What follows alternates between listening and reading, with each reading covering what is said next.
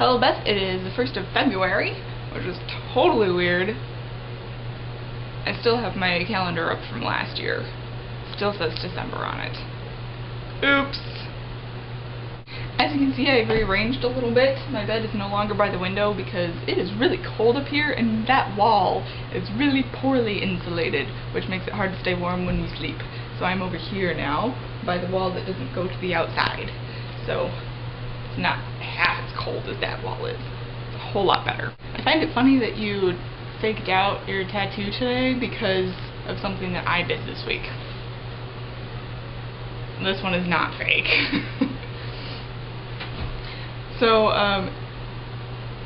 getting this tattoo was a little spontaneous. The idea of doing it was not so much. I've been pondering this tattoo design for like a couple years now. So I am not like anticipating waking up one day and being like, oh no, what have I done?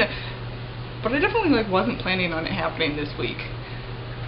Jake and I were out one night and he was like, hey, we should go get our tattoos tomorrow, and I was like, are you serious? And he was like, yes, and I was like, oh, alright, and then we did.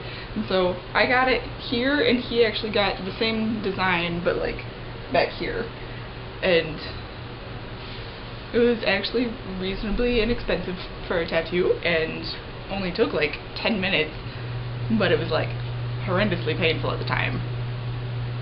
Like, I knew it was gonna hurt, but I didn't enjoy it much at all.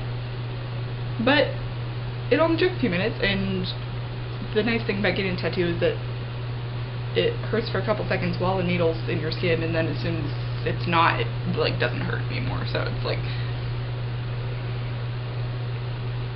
a few seconds of awful pain and then it's done. And now it's like all flaky, the scabs are coming off, and it's kind of funny looking right now. Moisturize me, moisturize me! So, the reason that I wanted to get the symbol is that it's the symbol for the Trinity, and I always knew that I didn't want to get a cross tattoo because crosses are tattooed all the time and they're just like, they have no meaning anymore.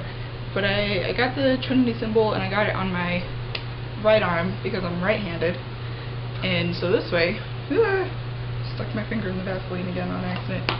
This way, when I'm doing things with my right hand, because I'm right-handed, I'm doing things with God, and when I go to shake people's hands, I'm also sharing God with them in that process as well. So that's why I chose to put it there. So you said you're reading Looking for Alaska for the first time, which is actually the only John Green book that I've ever read, which is kind of unfortunate. But I'm on the waiting list to get The Fault in Our Stars from the Hennepin County Library right now. I've gone to the library more than once looking for John Green books, and they say that they have like several copies of all of them, and they're all always checked out. Like, you saw the video of this library, it's friggin' huge! They don't have a single copy of any John Green novel anywhere in the system. Everything is on hold. And the library that you saw is only one of several libraries within the county under the same name, and they all kind of work together to lend stuff out. None of them have anything checked in. You have to wait for everything. So I'm on a waiting list for The Fault in Our Stars. I'm waiting number like 230. Yay! In the meantime, I am in the process of reading Anna Karenina.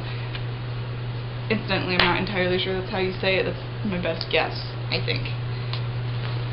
It's nearly 1,000 pages long. Let's see. 940, and I'm on page 188, so I'm actually doing alright. And it's actually not as difficult a read as I expected it to be, except that I am never entirely sure that I am pronouncing names correctly because Russia, which is why I'm not sure that I'm saying the title of the book correctly, which is kind of awkward. But, so this is what I'm doing until The Fault in Our Stars is available to me. Which reminds me, a couple months ago I told you I was going to try to read Les Mis. I never actually did. I got it home from the library and read like the first page, and then it sat under my bed until I had to take it back. So yeah, I didn't actually read it. You mentioned that you did Pottermore and was really disappointed to get into the Slytherin house. Well, I have a confession to make. I did the same thing that you did. I did Pottermore long enough to get sorted. I was also put in the Slytherin, so I don't know what that was all about. I mean, I know that houses kind of run in families. Apparently, Pottermore thinks that the other's family is a Slytherin house. I don't know. I always thought that I was a Ravenclaw. I still feel like I probably would be. I just kind of ignored Pottermore and decided that I'm a Ravenclaw anyway. So it's true that I don't have television, but I actually am going to be watching the Super Bowl this weekend because I was invited by some church people to come over and hang out at their house and watch the Super Bowl and eat food and drink things and have a good time celebrating football. Whatever. In the past, I've gone to Super Bowl parties and generally enjoyed them, mostly just because it's a bunch of cool people that I enjoy hanging out with, and not actually because I care about what's on the TV. Cool people and food. I'll take it. Also, my big news for this week, and part of the reason that I forgot to make a video last week, is that my church, which is currently known as the Alley, more technically the Alley Midway, because Midway is like the neighborhood where our church is. My church is a baby church that was planted by the mommy church, which is the Alley Cottage Grove.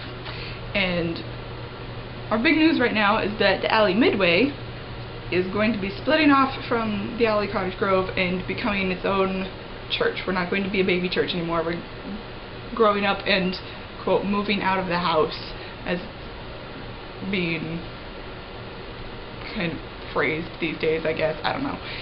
And so, it's kind of a big deal, kind of scary, because it means that we're going to have to, eventually, we're going to have to find our own pastor, which is totally weird and probably the scariest part of the whole process, because our pastor right now, Pastor Ben, is really cool and everyone loves him, and I think that's actually the thing that everyone's the most scared of right now, is having to say goodbye to Pastor Ben.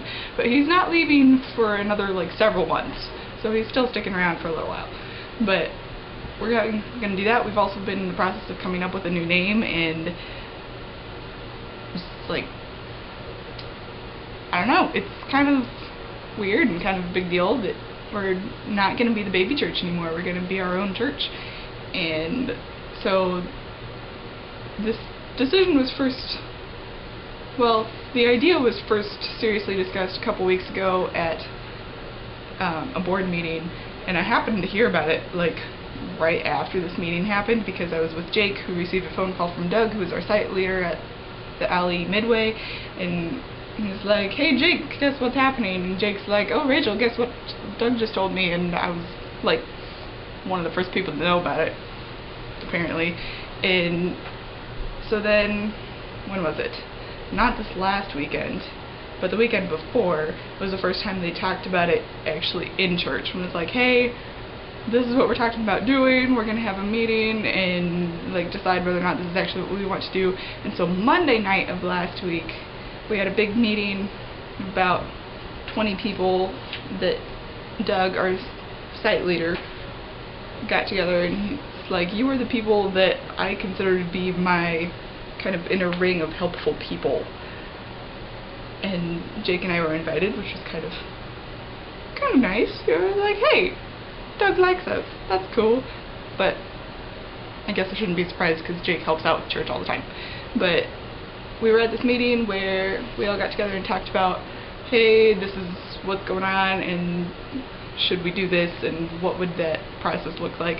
And so we decided, yes, we want to become our own church, and we chose like a board president, although we're not calling it a board, we're calling it a leadership task force, because we decided calling it a board was just way too formal for our church.